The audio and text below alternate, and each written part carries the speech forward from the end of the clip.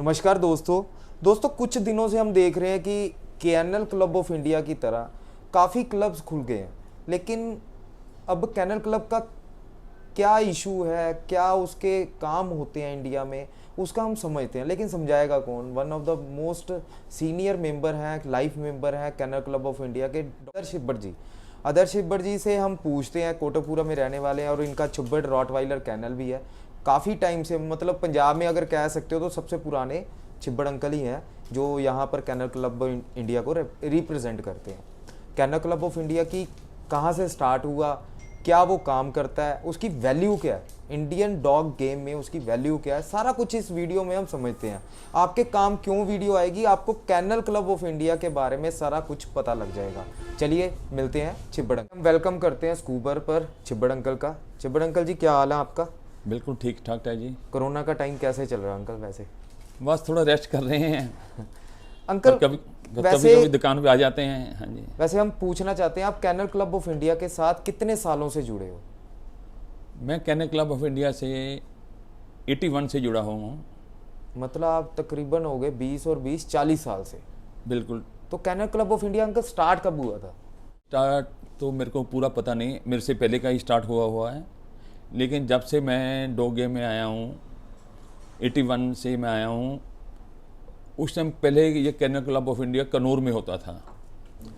उसके बाद mister CV Sudarshan and Rukmini Sudarshan ji आए, उन्होंने इनका ऑफिस मद्रास में बना दिया। तब से ये रेगुलर केएनएल क्लब ऑफ इंडिया का दफ्तर मद्रास में रेगुलर चल रहा है और बड़े अच्छे काम हो रहे हैं केएनएल क्लब ऑफ इंडिया के। लेकिन जो डॉग शो होते थे 82 से लेके 90 तक, वो शो का स्टैंडर्ड और आज का स्टैंडर्ड बहुत डिफरेंट हो गया है। उस टाइम डॉग के लिए डॉग शो में बड़े छोटे शो, पहले सिंगल शो होते थे, फिर डबल शो हो गए। अब कई जगह 3-3 रिंग भी बनते हैं, साथ में स्पेशलिटी क्लबों के स्पेशलिटी रिंग भी चलते हैं, और कई जगह तो 2-2 दिन 3-3 दिन शो होते हैं, लगातार होते हैं। केएनएल क्लब ऑफ इंडिया को प्रमोशन देने के लिए मिस्टर सीवी सुदर्शन का एक बहुत बड़ा रोल है। उन्होंने ये केएनएल क्लब ऑफ इंडिया को इतना ऊपर पहुंचाया। नहीं अंकल, क्या रोल है उनका, आप पूरा डिटेल में बताइए ना। कि इंडिया में जो डॉग्स होते थे वो कहते थे अमीरों के पास ही होते थे, मतलब कोई अमीर आदमी ही डॉग बाहर से मंगवा सकता था। तो सीवी जी का क्या रोल रहा कि आम जनता तक वो डॉग्स पहुंचे? देखो, पहले जो क्लबें होती थी, बहुत कम क्लबें होती थी केएनएल क्लब ऑफ इंडिया की, जो ब्रांचें क्लबें हैं। पूरे पंजाब में तो कोई क्लब ही नहीं थी। एक अंबाला में क्लब होती थी, ट्राइशन, देहरादून में क्लब होती थी, या दिल्ली में क्लब होती थी। धीरे धीरे उन्होंने क्लबें बढ़ाई। क्लबों बढ़ाने के साथ शो का स्टैंडर्ड भी वो बाहर से जैसे देख के आते थे भी, बाहर रिंग स्टूवर्ड जो होता है, लाइसेंस, तो जिसको मर्जी ऐसे जज के साथ हेल्पर में खड़ा कर लेते थे। आजकल पूरा ही जो रिंग स्टूवर्ड होता है, वेटिंग रिंग स्टूवर्ड होता है, किसी के स्टैंडर्ड के हिसाब से ही उन्होंने उनके भी टेस्ट लेके उनको पास किया जाता है। का जो रिंग स्टूवर्ड होता है वो भी लाइसेंस होल्डर होता है, उसके भी एग्ज़ाम होते हैं। उसको एग्ज़ाम में सवाल जवाब पूछे जाते हैं, टेस्ट पेपर होता है, उसको भी क्लियर करना पड़ता है।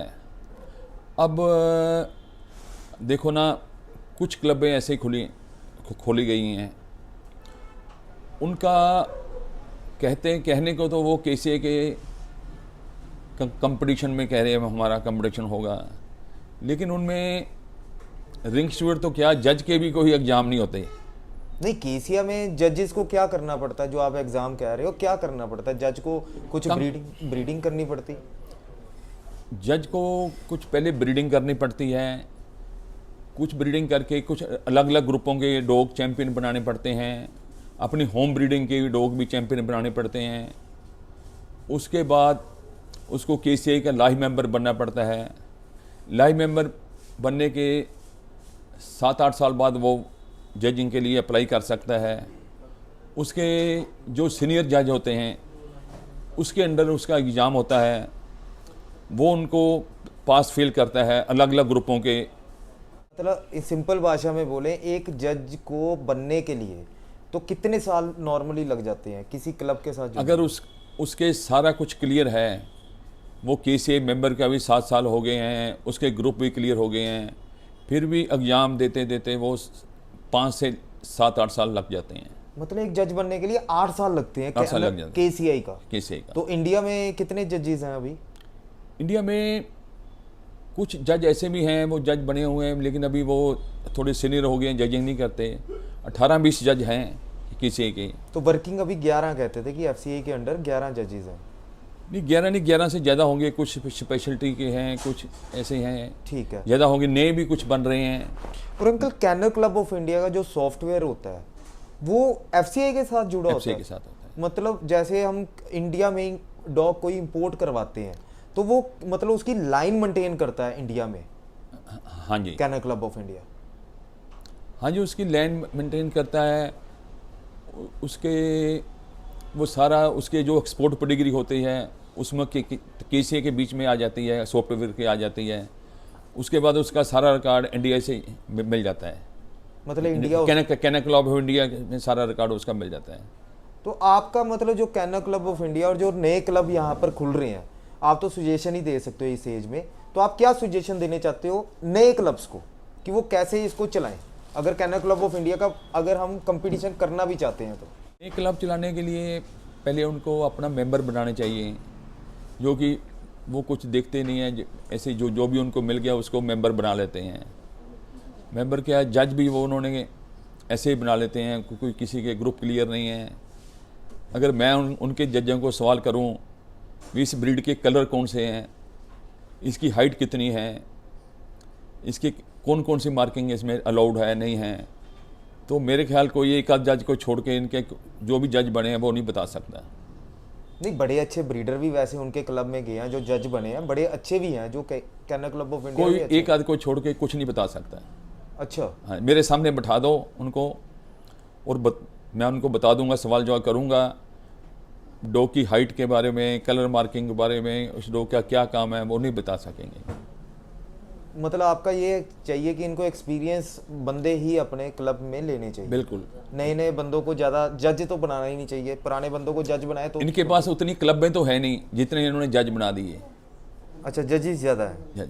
इन्होंने डॉक्टर पहले ही इतने रख लिए, लेकिन हॉस्पिटल इन्होंने खोले ही नहीं। अच्छा हॉस्पिटल इन्होंने खोले ही नहीं और डॉक्टर रखते जा रहे हैं। अंकल, एक बात आ जाती है रजिस्ट्रेशन की। कैनल क्लब ऑफ इंडिया के रजिस्टर्ड पेपर की बात आ जाती है। अब 2-3 क्लब ऐसे हैं जो पेपर्स भी रजिस्टर्ड कर रहे हैं डॉग की। कस्टमर जो होगा वो तो परेशान हो जाएगा कि उसको किस पेडिग्री किस क्लब के पेपर मिल रहे हैं। तो ये तो नहीं हो जाएगा कि एक डॉग होगा उसके 3-3 पेपर बन रहे हैं, ऐसा भी हो सकता है। फिर तो वो कस्टमर के साथ धोखा ही हो रहा है ना। देखो, कैनल क्लब ऑफ इंडिया तो कोई ऐसे पेपर बनाता नहीं जब उसके पास पूरा रिकॉर्ड ना हो। ये जो नए क्लब खुले हैं इनके पास तो जो इनको लिखा देगा वही, जो नाम बता दोगे आप वही करके ये पेपर बना देते हैं। इनके रिकॉर्ड का कोई बेनिफिट नहीं। अब जैसे कैनल क्लब ऑफ इंडिया के अगर मैं एग्जांपल लेता हूँ, मेरा एक डॉग कैनल है, मैं 5 डॉग रखता हूँ कैनल क्लब ऑफ इंडिया के रजिस्टर्ड हुए, तो उसको मैं अगर अलग क्लब में रजिस्टर्ड करवा लूँ, ये भी हो सकता ना, अलग क्लब से भी रजिस्टर्ड करा सकता हूँ, मेरे तो उसके भी पेपर बन जाएंगे। उनकी क्लब के रजिस्टर का कोई बेनिफिट नहीं है। नहीं, बेनिफिट हो या ना हो, कस्टमर को तो नहीं ना पता कि दूसरा क्लब कौन सा है, उसको तो यही पता कि पेपर है। ये तो कस्टमर को अवेयरनेस थोड़ी मोटी होनी चाहिए कि Kennel Club of India, Kennel Club of India अभी पुरानी संस्था इतनी है, उसके ही पेपर लें, उसके सब कुछ करें। देखिए, मैं तो दूर की सोचता हूँ। ये तो एग्जीबिटर के साथ है, मतलब एक हिसाब से बेईमानी वाला काम ही है ना। नहीं, एग्जीबिटर के साथ नहीं होगा। एग्जीबिटर आप समझे नहीं, आम कस्टमर को होगा, उसको एक पेपर चाहिए। अगर वो कैनल क्लब ऑफ इंडिया से भी पेपर रजिस्टर्ड कराता है या किसी और क्लब से भी पेपर रजिस्टर्ड करवाता है, तो इट मींस वो उसके पास अगर 5 बच्चे हुए हैं लीटर में, तो वो 3 क्लब से अगर पेपर रजिस्टर्ड करवा लेता है तो उसके बाद 15 पेपर हो जाएंगे। ऐसे कोई नहीं कराता है। तो कैनल क्लब ऑफ इंडिया के अगर पेपर है तो वो दूसरे क्लब में जाके रजिस्टर्ड नहीं करवा सकता। नहीं, करवा तो नहीं सकता, लेकिन जो अगर कोई कराता है तो उसमें KCI को क्या फ़र्क पड़ता है? नहीं, KCI को फर्क नहीं पड़ता, लेकिन उस फीमेल के उसके बच्चों के 15 पेपर तो बन जाएंगे। वो बाहर से अगर ब्रीडर बाहर से भी उठा के बच्चे लगाता है तो इट मींस वो पेपर वाले ही बच्चे बेच रहा है ना, तो कस्टमर का तो धोखा होगा ही ना। अगले उस पेपर को हम पेपर नहीं समझते, वो तो एक जाली काम ही है। नहीं, अगर देखा जाए ना डीपली अंकल, इसको देखा जाए तो ये तो एक बहुत बड़ा स्कैम आएगा सामने। ये स्कैम निकलेगा जी, स्कैम आएगा। ये अब आज जैसे ही गाड़ियों का स्कैम आता है ऐसे ही स्कैम निकलेगा। देखिए यहाँ तो इंडिया में जितने भी ब्रीडर हैं एक क्लब के साथ जुड़े, या तो उनके पेपर रजिस्ट्रेशन, अगर वो किसी और क्लब के साथ जुड़ता है, मैं कहता हूँ अगर किसी के साथ जुड़ता है उसके एक क्लब से दूसरे में जुड़ने पर पिछली क्लब रजिस्ट्रेशन कैंसिल होनी चाहिए उसकी, ताकि वो किसी और क्लब में रजिस्टर न करवा सके। उसका क्या प्रोविजन रखा केसीआई ने? अभी 1 साल से ना लॉकडाउन चल रहा है। अच्छा, तो लॉकडाउन खत्म होने के बाद कोई कमेटी की केसीआई की मीटिंग नहीं हो रही। हमने केसीआई को बोला हुआ है, इसके सारे वे में सारा इंतजाम करेंगे जब इनके काम ओपन हो जाएगा। अभी काम सारा बंद पड़ा है केसीआई का। नहीं, मैं तो उनको भी ये क्वेश्चन पूछूंगा कि अगर आपके पास कोई और क्लब का पेपर्स आते हैं तो क्या आप उसको कैंसिल करोगे? जैसे कार का, मैं एक छोटी सी एग्जांपल देता हूँ। कार की हम पुरानी कार भी लेते हैं तो वो पुरानी कार की आरसी एक ही रहती है, पर यहाँ पर क्या हो रहा है, डॉग के 4 पेपर भी बन रहे हैं अलग अलग क्लब से, तो वो तो 4 आरसी होगी ना। गलत है, वो तो गलत है ना, ये तो गलत है। इसलिए केसीआई को भी और या बाकी जितने भी क्लब है इस मैटर पर सोचना चाहिए कि एक फीमेल का एक ही पेपर रहे, चाहे किसी भी क्लब से वो जुड़ा हो। ठीक कह रहे हो आप। नहीं, गलत है तो आप बता दीजिए हमें। नहीं ठीक है, बिल्कुल। अगर मैं किसी और क्लब को ज्वाइन करता हूँ तो मेरी ऑटोमेटिकली पिछली क्लब कैंसिल होनी चाहिए। मैं दूसरी क्लबों को भी रिक्वेस्ट करता हूँ, वो जब जज बनाते हैं ना, उनके प्रॉपर एग्जाम सारे, उनके जो ब्रीड क्लियर हो चैंपियन हो चुकी है, ये चीज़ें सारी कुछ करो। वो तो फेसबुक पे ही बात करते हैं, किसी के साथ फ़ोन पे बात करते हैं और उनको जज बना देते हैं। मतलब उनके ऐसे वो क्या जजिंग करेंगे और लोगों को क्या मैसेज आता है? लोगों को ये मैसेज जो उनका जा रहा है, अच्छा मैसेज नहीं जा रहा। मतलब उसके टेस्ट होने चाहिए, प्रॉपर जज प्रॉपर टेस्ट होने चाहिए, प्रॉपर उसके उन्होंने ब्रीड स्टैंडर्ड को क्लियर किया हुआ है, ब्रीड चैंपियन बनाई हुई है, वो तुम्हारी क्लब का कितनी देर से मेंबर है, होना चाहिए, वो बिल्कुल चेक होना चाहिए। वो अच्छा काम करेगा, आने वाले नए क्लब भी आने भी चाहिए, कंपटीशन बढ़ेगा तो मार्केट में एक सॉलिड पॉइंट बनता है। लेकिन जो मेरे अपने सोचने वाले पॉइंट है कि एक फीमेल एक ही क्लब के साथ रजिस्टर्ड होनी चाहिए, चाहे मेल हो या फीमेल हो, चाहे वो केसीआई के साथ हो, चाहे यूकेसी के साथ हो, चाहे आईकेएल या अनदर कोई भी संस्था के साथ हो, लेकिन उसका प्रावधान आप लोगों को देखना पड़ेगा। लेकिन इनका टाइम लंबा नहीं है। पहले भी, बहुत पहले भी भारत कैनल क्लब, ऐसे क्लब, एनआईकेसी क्लबें खुली थी। 2-3 साल बाद इनका सब कुछ। नहीं अंकल, वैसे एक बात है, हाँ। कैनल क्लब ऑफ इंडिया को डर रहता है कि कोई नया क्लब आ रहा है? नहीं, कैनल क्लब इंडिया को कोई डर नहीं रहता। तो फिर आने दीजिए ना, कंपटीशन होगा तो देखिए। कैनल क्लब इंडिया को कोई डर नहीं रहता। केसीआई के साथ भी आपको भी पता ही है, केसीआई के साथ भी टर्म्स अच्छे नहीं है। केसीआई को चाहिए हर स्टेट वाइज उसके पेपर बनाने का प्रावधान हो। 6-6, 7-8 महीने पेपर लेट होते हैं या उसकी प्रॉपर चेकिंग नहीं की जाती। अभी ये लॉकडाउन कारण नहीं लेट हो रहे हैं, नहीं तो सारा कुछ होगा। नहीं तो सारा कुछ है, अभी भी प्रोसेस चल रहा है। ऑनलाइन पेपर बनेंगे, क्लाइंट के पास 1 महीने के अंदर अंदर आ जाएंगे, पेपर आ जाएंगे। पहले भी 20 दिन से लेके 1 महीना 1.5 महीने तक पेपर उसके घर पे पहुंच जाते थे। अभी ये लॉकडाउन की वजह से ही थोड़ा लेट हो रहे हैं। जब आजकल अंकल टेक्नोलॉजी का जमाना है, एक एप्लीकेशन होनी चाहिए केसीआई की। मेरे घर में लीटर हुआ, मैं उसी टाइम लाइव वीडियो सब होगा, टाइम लगेगा, सब होगा। लाइव वीडियो डालूं, पेपर मेरे घर पे, मैं ही खुद अप्लाई कर सकूं, ऐसा कुछ होना चाहिए ना।